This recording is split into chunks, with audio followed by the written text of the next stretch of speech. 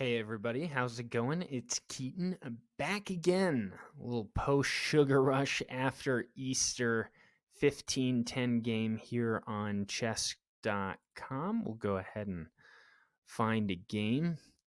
We're going to try a little different view today. My setup's a little different.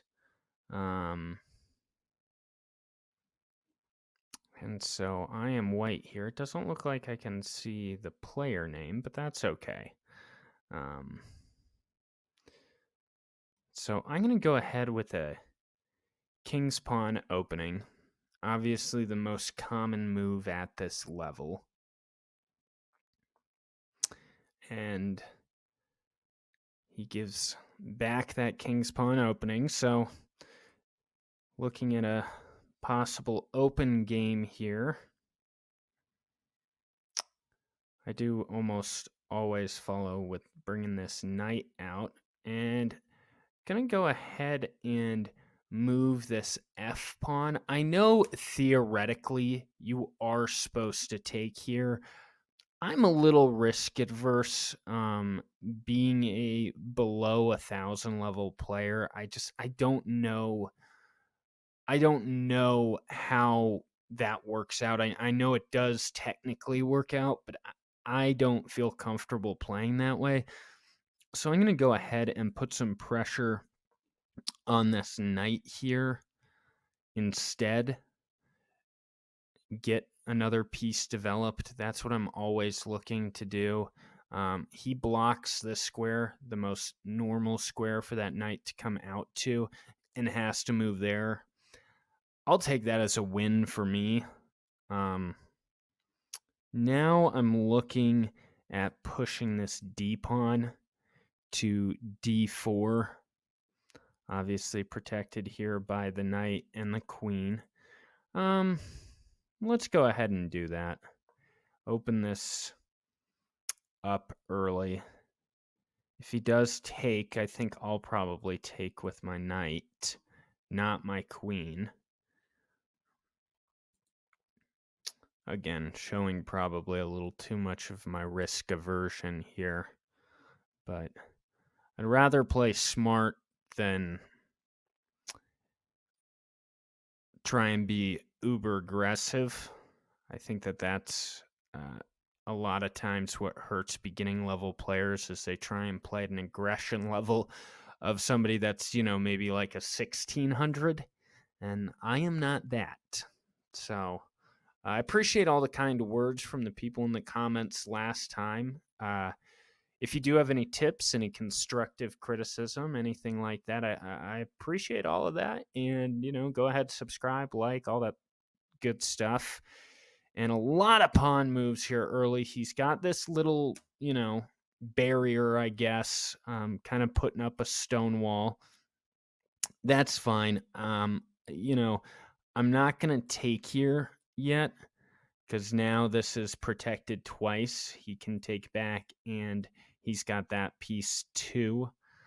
And I can take here, but I don't feel comfortable yet doing this. But I do think I'm going to, and this move might be one move too late, but I'm kind of okay with it. I want to ruin this little pawn structure he has, right? I don't want him to keep a really good, I don't want him to move up here and block in this dark score bishop so I can't make any good moves. So I don't like trading in the general sense. I do not like trading for a bishop for a knight. In this situation, I will, because he has to take with this pawn, and it kind of screws up this pawn structure here. So I'm going to go ahead and take, double up his H pawns, which is not necessarily a good thing. I think that's going to be a more difficult piece to defend, and it will keep this dark score bishop to have to defend it. So I'm okay with that. I kind of feel like that ends up being a better move for me. Now what I'm looking at is castling. I'm also looking at bringing out my final piece my final minor piece here, completing that development. I also am looking at pushing this pawn, making it difficult for this player to develop their light score bishop. The one reason I'm kind of hesitant to do this is I don't want to close things off this early. I would like to open this up, and I just don't know that I can do that. If I close this, I obviously can't do it if I close this off. So I'm hesitant to do that. I know a responsible move here is to just castle. And so I'm thinking maybe that's what I'll go ahead and do. I'm way behind on time already, which is, if you watch me play enough, you will find that that is going to be a theme.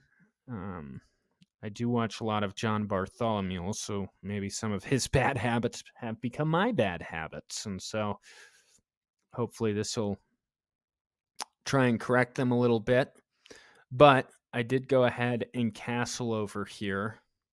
He is woefully underdeveloped on the queen side, and in all reality, he hasn't developed that piece either. So he is not very well developed. The one piece he did end up developing, I was able to take and double up his H pawns early. He's going to go ahead and take there, which I am very okay with, because now he's got an isolated pawns and he's got these double pawns here. And I don't know. I like the look of that for white in this situation.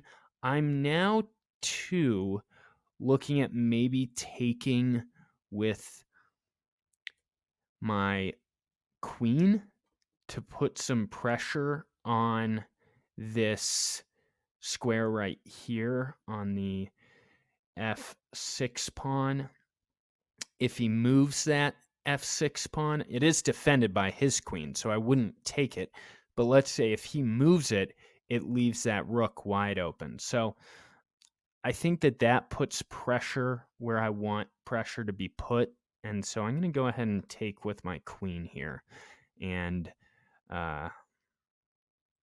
hope for the best. Okay, he goes ahead and does that. I don't know that that's necessarily a good move for him or not. I'm looking at a couple of moves here. I think what I'll do is I'll go ahead and move this queen to the d5 square and threaten mate on the next move if he doesn't do something about protecting this f7 square. So, yeah. And he can't attack. He can't. I mean, I'm just making sure, checking all my threats to make sure that he can't take here, and he can't. So this is looking promising early. I am behind on time. If I was to give this person some advice, they have 14 minutes in a 15-10 game. Maybe take your time, you know? Maybe go ahead and look at all the moves that you're making, and because even if you come here, I'm protected, and I don't believe that you can go anywhere. I do think you can move this queen out here, but you're putting yourself in a very dicey situation early.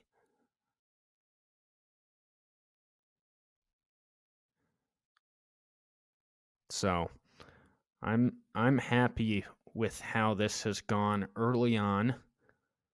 Happy Easter to you and yours.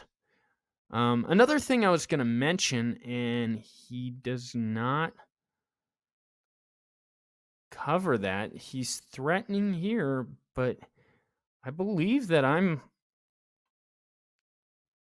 able to mate him, although No, he can sidestep here. Boy, this is I don't know. I'm not seeing this as a great move. Although, let's go ahead and protect. So all I have to do to protect this B pawn is move back my light score bishop to B3. I guess one thing he could do is push here, but I can just take with my queen. So, yeah, I like that. I don't think that this is going to serve him very well in the future. I don't think that that move did very much for him.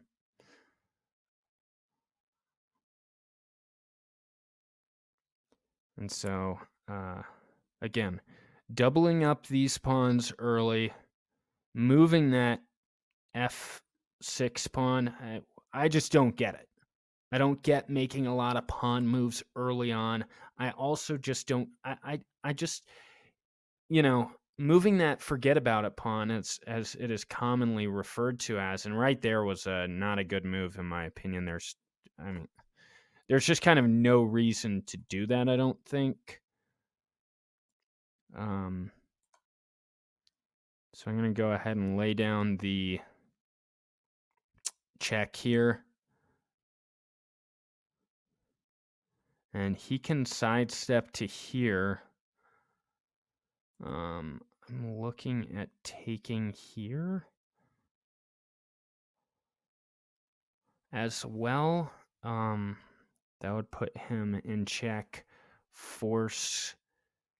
Yeah, and it would be a attack on the rook and an attack on the queen, so I would be able to take that rook. And so we are getting down to the nitty-gritty here, and some poor decision making early on, I think, is going to lead to this player's demise. Let me know if you guys like this new setup as well in the comments below. I put the screen on focus mode, so it makes it a little easier to see the time as well as just showing the whole board. I felt like my last video I had to cut off a little bit, and I didn't totally love that. And right there, he moves right back. If I move here, is that mate? I believe that this is mate moving in the bishop because he can't take back because of the queen. I know it's tempting to take the rook here, but he can't move there. If I go here, he can't move here. He could move there. Okay, so he could move there. I can always move back here. Let's go ahead and lay that down. I think his only move is there. Remember, he does have this defender, but I can kind of take that away with moving this piece here, taking here. Although, I do want to take this rook. I don't want to leave that rook there and not take it if I have the opportunity to take it.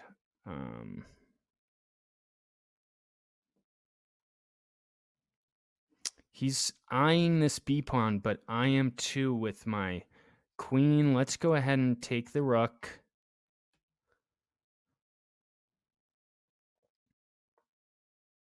Okay. Moves out this knight, so I can't take the bishop here without my queen being taken.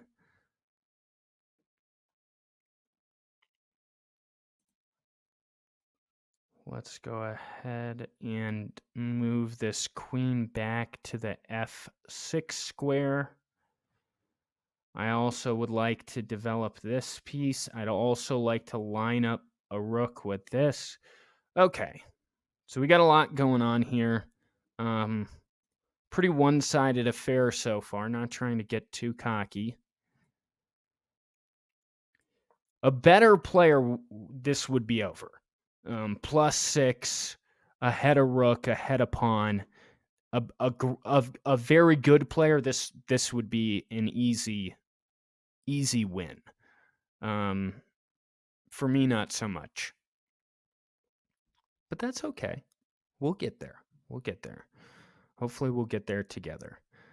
Thanks to everybody on the chess Reddit as well. That was nice and left me good comments and upvoted or favorited my post on Reddit. I posted on the Chess Beginners Reddit thread, so make sure that you check that. I'll try and post as many videos on there as well without being annoying, which, of course, I would never do. Of course not. And he's going to offer a queen trade, which is not good for him. I mean, this is a really bad move for him. There's no counters, really. If he does that, I'm going to go ahead and trade with him, line these guys up. That was not a good move. He's going to go, okay, he's going to go ahead and take with his queen.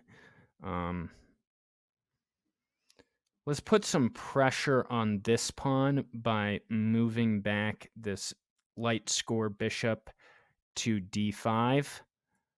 So the d5 square is where we're going to look. No protection here. Attacking that rook. Again, looking to bring out this light score bishop next. And he goes ahead and takes, which is fine with me. In general, I don't love doubling up my F pawns and leaving this open, but he doesn't have a rook on this side. I'm up a bunch of pieces. I think at this point, you usually want to try and save your pieces if you're white. And he did. Obviously, he does not feel the same way I do. I'm going to go ahead, give some more protection to my light score bishop, bring out my final piece here in development, hopefully be able to move this a pawn over as well. He goes here. It does undefend this bishop, though. Something to keep in mind is that bishop is now undefended. Obviously, this piece is defended. It looks like he's trying to attack my knight here. Maybe foolishly. I'm thinking to try and defend that, just a3 is the move. I really don't see any issues with that. Let's go ahead and do that. And then, yeah, so he does do that.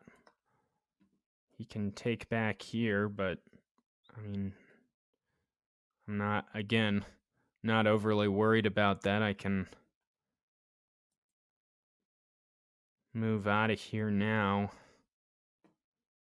in a couple of different ways. I can put pressure on this pawn and this pawn with a move here. But he can take with that, so never mind.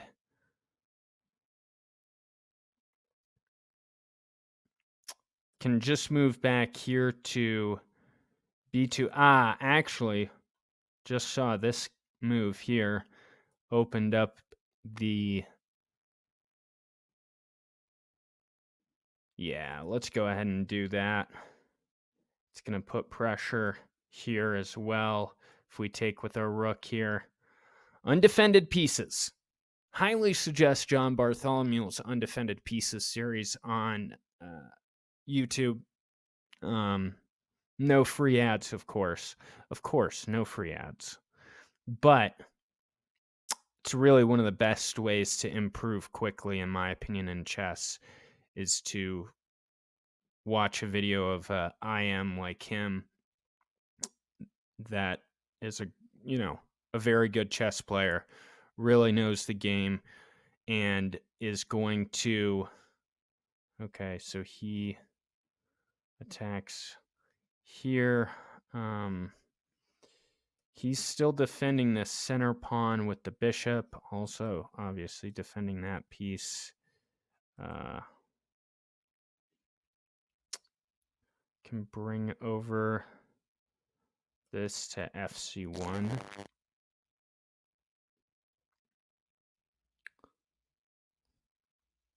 Could also just take here and then move in here after that, forcing maybe him to come back. But I do want to defend that piece, I think. So, Also, is there another way to defend it? Because I'd like to line this rook up to the d file, because I think it's going to be open here momentarily. But no, this piece is fairly well defended. So let's go ahead and just defend this piece. Kind of no reason not to. I guess he can't move there because I can take here. That would be a mistake. And moves that pawn. I don't foresee that being a very good move. Gonna go ahead and take here. Looking at checking on my next move. And he undefends this piece now. He is attacking here. But a few things that he may not be seeing is this check right here. Is there a way to...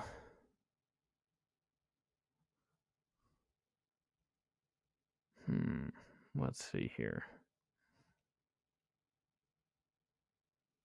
I don't love lining up rooks on the edge files. It just, to me, it never seems to be prudent. I'm way down on time, though, and I think that I'll let him take here. For whatever reason, he's kind of obsessed with that piece. So I'll let him take there. If he wants that piece so bad, he can have it. I'll lay the check here. And then come in with this rook next. He won't be able to get out to either of these squares because of this bishop.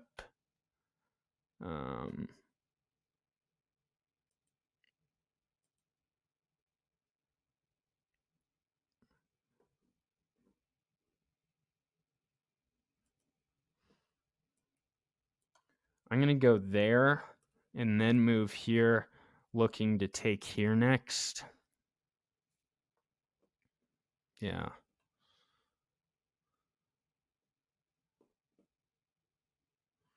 And actually, I can go here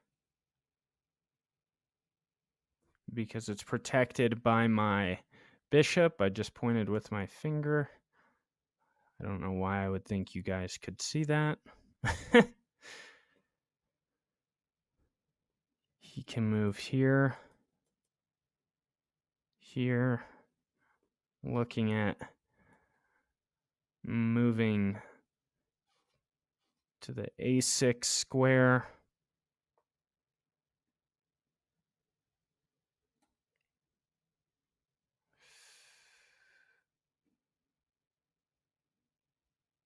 And maybe even moving here, because this is protected. Forcing him to come back here. What if... Also looking at moving this king out, because I don't want him to move any further, really. Although he can come in here now, although he can't take. So...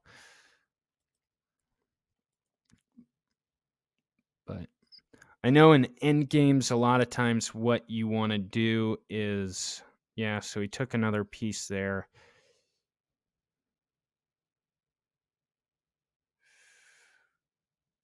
And what about moving here? Excuse me. Moving here. He could move back here, I guess. But the moves are going to start becoming limited. Let's go ahead and go to the A6 square, looking to move here. And then looking to move this piece up. And then he will be, I believe, pretty much completely trapped. Maybe move here too. I'm assuming I'm going to get comments eventually that I draw too much. And to that I say, no such thing. It helps me understand the game better, and actually that's going to end up being a resignation. I think he saw the futility in that one. And so let's go ahead and analyze this game as well. Although there's not a lot to look at, I think that you can just kind of I think you can kind of see why it's not a good idea to move that F pawn early. It's saying 2 mistakes on my part, 0 blunders, 0 missed wins. That's good. That does not happen much with me. So let's look at the game report here. Little post-game analysis.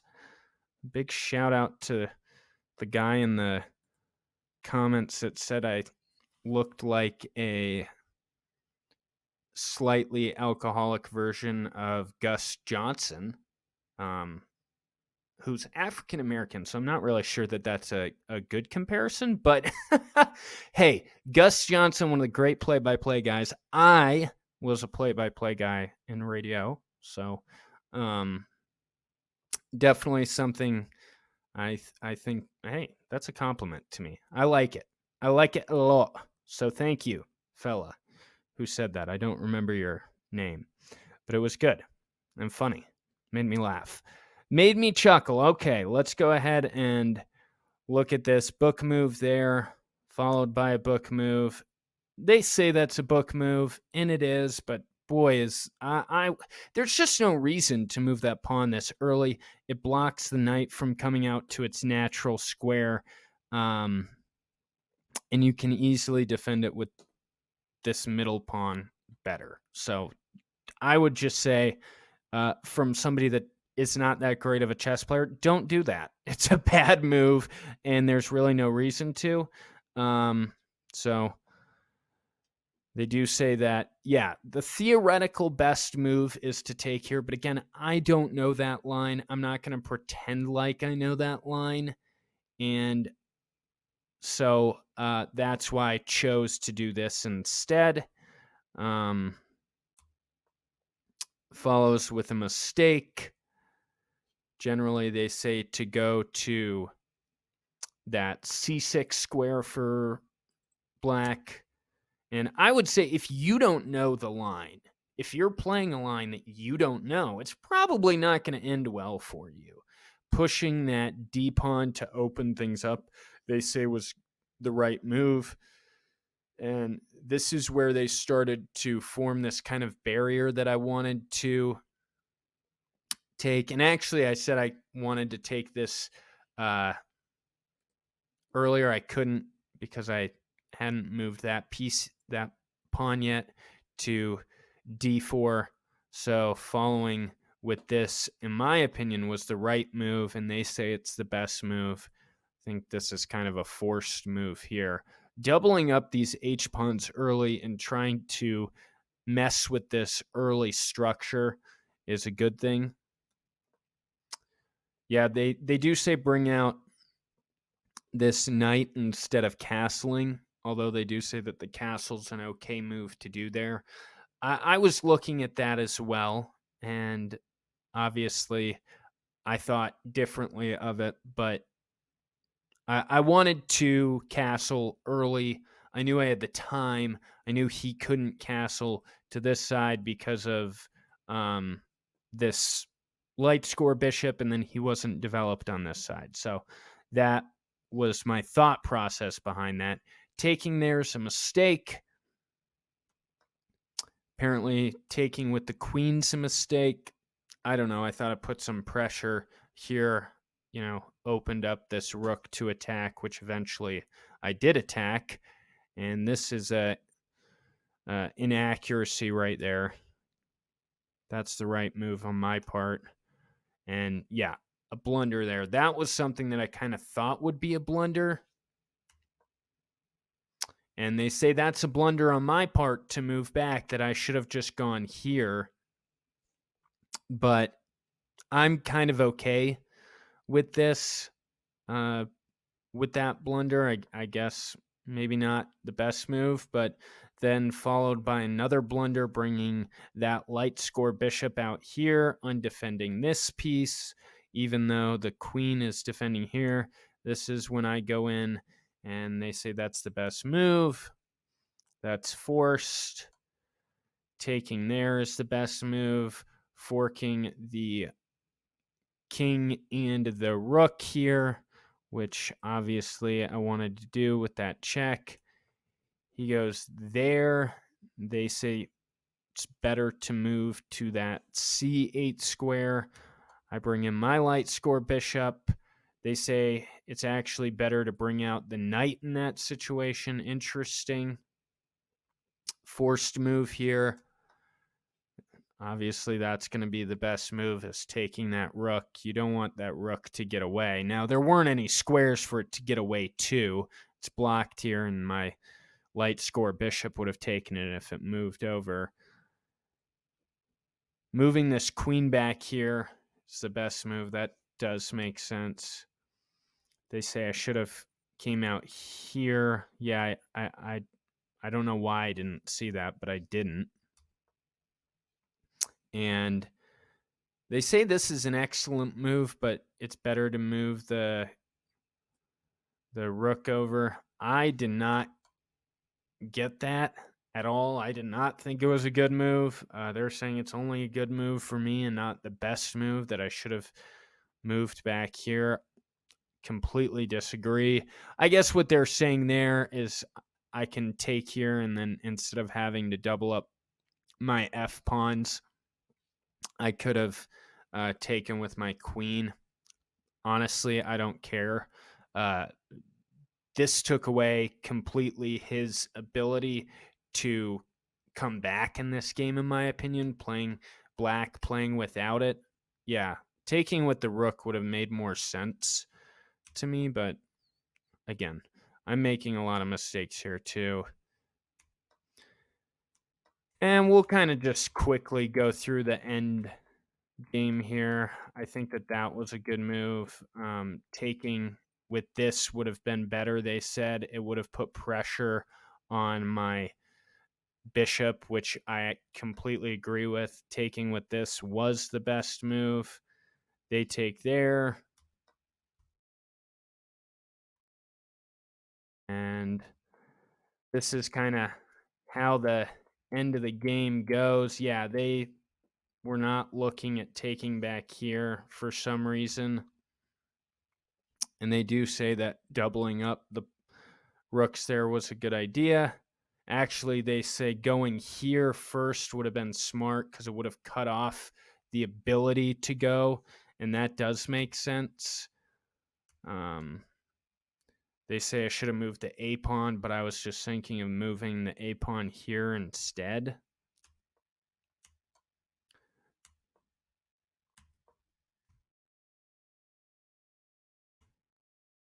And a blunder, and that's when they quit. This is when I would have come in with this move, and it would have been over quickly after that. So,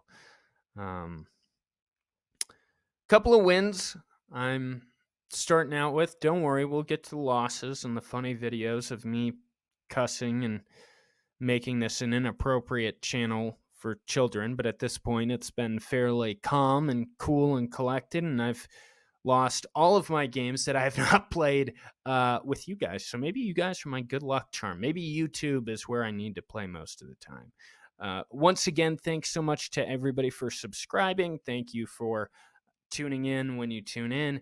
Make sure to subscribe, like, comment in the comment section below. Go ahead and get on that Reddit thread. The Chess Beginners Reddit thread is a great thread for new players, for young players. I think that a lot of people would really enjoy it, so make sure that you get on there as well. And until next time, I will talk to you guys later. Have a good one, everybody.